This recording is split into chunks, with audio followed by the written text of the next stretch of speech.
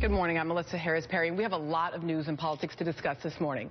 But before we get to that, I am going to start with an apology. Last Sunday, we invited a panel of comedians for a year-in review program. It's what we call our Look Back and Laughter.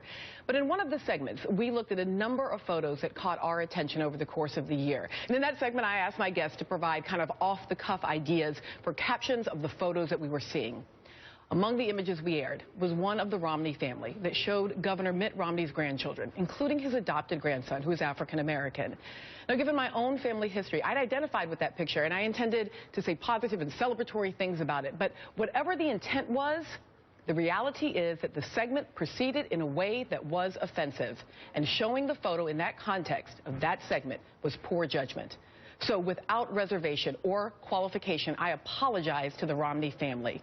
Adults who enter into public life implicitly consent to having less privacy, but their families, and especially their children, should not be treated callously or thoughtlessly. Intention was not malicious, but I broke the ground rule that families are off limits, and for that I am sorry.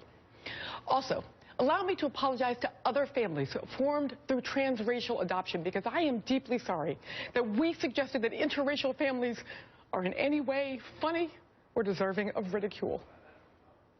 On this program, we are dedicated to advocating for a wide diversity of families.